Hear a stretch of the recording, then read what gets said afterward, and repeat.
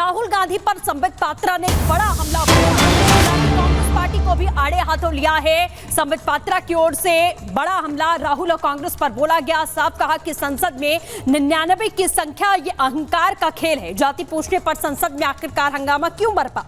पत्रकारों से राहुल गांधी जाति पूछते हैं, राहुल सेना के जवानों से जाति पूछते हैं और सदन में जाति पूछने पर अपमानित क्यों महसूस कर रहे हैं? यह मेरे सर को भी झुकाने के लिए बाध्य कर देता है कि हम उस सदन में बैठे हैं जो लोकतंत्र का सबसे बड़ा मंदिर है, सर्वाधिक महत्वपूर्ण स्थान है, मगर उस मंदिर में इस प्रकार की अहंकार, इस प्रकार की बातें और इस प्रकार का व्यवहार राहुल गांधी जी का। कल जाति पूछ लिया गया, इंसल्ट हो गया। पहली बात तो मैं यहां स्पष्ट कर दूं, मैं भी सदन में था और आप सब टीवी के माध्यम से सदन की गतिविधियों को देख रहे थे। माननीय अनुराग ठाकुर जी ने जब अपने विषय को रखा, किसी का नाम नहीं लिया, किसी का नाम नहीं लिया। नाम नहीं लेते हुए उन्होंने कहा जिसकी जाति का पता नहीं वह जाति पूछ रहे हैं, तो केवल एक ही व्यक्ति को बुरा लगा। 543 मेंबर्स सदन में बहुत उपस्थित हैं, किसी को बुरा नहीं लगा, केवल एक व्यक्ति को बुरा लगा और उसके इशारे पे कांग्रेस के सारे सदस्य खड़े हो गए। क्यों? जाति क्या पूछ लिया, हंगामा क्यों बरप गया? जाति क्या पूछ ली, मतलब जाति के पूछने पर इस प्रकार का व्यवहार होगा? आज कांग्रेस के सांसदगण कागज फाड़ फाड़ के फेंक रहे थे। जो पार्लियामेंट के बिजनेस के कागज दिए जाते हैं, जो क्वेश्चन आवर के आपको क्वेश्चंस दिए जाते हैं, उसे फाड़कर गौरव गोगोई फेंक रहे थे स्पीकर के चेयर के ऊपर। किस लिए फेंक रहे थे? क्योंकि उनके नेता राहुल गांधी से उनको लगा कि राहुल गांधी से उनकी जाति पूछ ली गई है। मुझे तो बड़ा आश्चर्य लगता है, जो व्यक्ति हर किसी की जाति पूछ सकता है। आप पत्रकार हैं, कुछ दिनों पहले पत्रकारों की जाति पूछने का काम राहुल गांधी कर रहे थे। पूछ रहे थे आपका नाम क्या है, आपका नाम क्या है, बताइए आप किस जाति के। पत्रकारों की जाति पूछी जा सकती है, प्रशासनिक अधिकारियों की जाति पूछी जा सकती है कि ये हलवा सेरेमनी में ये जो अधिकारी खड़े हैं ये किस किस जाति के हैं, उनकी जाति पूछी जा सकती है। जजेस की जाति पूछी जा सकती है, पूछा जा सकता है। आप देख सकते हैं how many Dalits and Adivasis in high courts Rahul Gandhi asked in Pratapgarh. आप किसी कोर्ट में पेश होते हैं और वहां जाके जजेस की जाति पूछते हैं, प्रशासनिक अधिकारियों की जाति, पत्रकारों की जाति, जजेस की जाति और तो और सैनिकों की जाति आप पूछते हैं। आप कहते हैं कि हिंदुस्तान को यह जानने का अधिकार है कि किस जाति के लोग सर्वाधिक सैनिक के रूप में हैं, किस जाति को कितनी रिप्रेजेंटेशन आर्मी में मिली हुई, किस धर्म को कितना रिप्रेजेंटेशन आर्मी में मिला हुआ है। यह सब आप पूछ सकते हैं, मगर आपसे कोई अगर जाति पूछ ले तो मम्मी मम्मी मम्मी मुझसे जाति पूछ लिया गया, मम्मी मेरा इंसल्ट हो गया।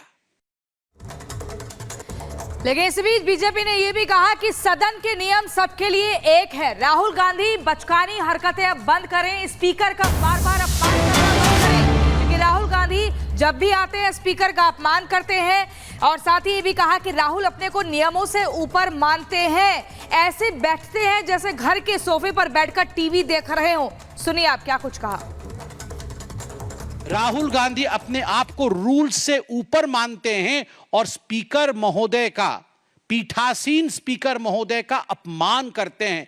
एक बार नहीं, हर बार अपमान करते हैं। अध्यक्ष महोदय सदन को चलाते हैं, अध्यक्ष के प्रति आदर होना चाहिए, मगर नहीं, राहुल गांधी जी का यह आदर मैंने कभी नहीं देखा है। और मैं बताता हूं अपने एक्सपीरियंस से, मैं देखता हूं राहुल गांधी जी की तरफ कैसे बैठते हैं। वो ऐसे बैठते हैं जैसे अपने घर के सोफा सेट पे बैठकर टीवी देख रहे, हाथ पसार करके, पैर उठा करके। अरे भैया, ये तुम्हारे परिवार का ड्राइंग रूम नहीं है। राहुल बाबा, ये तुम्हारे घर का ड्राइंग रूम नहीं है। This is the democratic countries parliament. This is the highest temple of democracy of India.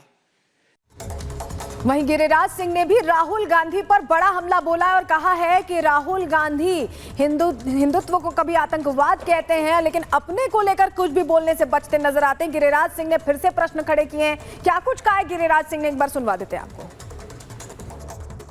देखिए, मुझे लगता है कि हंगामा करना मकसद था, हाउस को डिस्टर्ब करना विपक्ष का मकसद था। ये कौन बड़ी बात है। अगर कोई मुझसे पूछे कि गिरिराज तुम्हारी जाति क्या है, तो मुझे बताने में कौन सी दिक्कत है। कोई पूछे मैं बता दूंगा, लेकिन राहुल गांधी से मैं भी पूछता हूं कि आपकी जाति क्या है, आपका धर्म क्या है।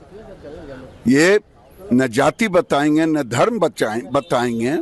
कभी प्रेयर करने जाएंगे, कभी नमाज पढ़ेंगे, कभी त्रिपुंड लगाएंगे और हिंदुओं को आतंकवाद कहेंगे, हिंदुओं को तबाह और बर्बाद करेंगे।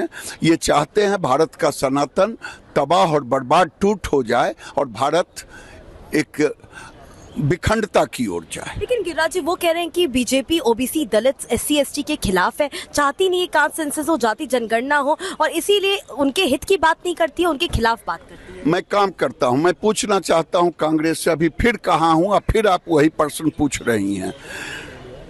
श्रीमती इंदिरा गांधी ने नेहरू के जमाने से ही काका कालेलकर के रिपोर्ट को दबाया, इंदिरा जी ने मंडल कमीशन के रिपोर्ट को दबाया, राजीव गांधी ने उसे लागू नहीं किया, कांग्रेस की सरकार ने जातीय जनगणना को बंद लिफाफे में रखा। हम तो बीजेपी ने तो बिहार में जातीय जनगणना का समर्थन किया और उसको नीतीश कुमार ने सबके सामने लाया। वहीं अनुराग ठाकुर पर अखिलेश यादव तंज कसते हुए नजर आए और साफ तौर पर कहा कि अनुराग ठाकुर को मंत्री बनने का टास्क दिया गया है। 99 बार गाली खाकर मंत्री बनने का टास्क है। सुनिए। मुझे तो ये लगता है अनुराग ठाकुर जी को कहा गया है कि 99 बार गाली खा कर के आओ आप सदन में, तब आप मंत्री बनोगे।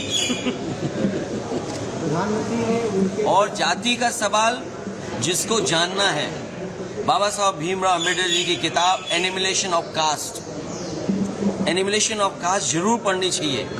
अगर कोई इस सदन में और जिस विचारधारा से हम लोग जुड़े हैं, नेताजी जुड़े रहे, डॉक्टर राममनोहर लोहिया जी की विचारधारा को लेकर के जा रहे हैं, उन्होंने जाति तोड़ो की बात कही थी। इनके पास अगर कोई व्यवस्था हो जिससे जाति तोड़ी जा सके, बीजेपी के लोग बताएं। और इस बीच आपको बता दें, लोकसभा में कांग्रेस पर पलटवार करते हुए किरण रिजिजू ने कहा कि कांग्रेस दिन रात जाति की बात करती है, देश को तोड़ने की बात करती है, नफरत फैलाने की बात करती है। आपको सुनवाएंगे कि किरण रिजिजू ने किस तरीके से कांग्रेस को घेरते हुए उन बातों का जिक्र किया जिसको लेकर लगातार अब कांग्रेस कटघरे में खड़ी हो चुकी है। आप देखिए।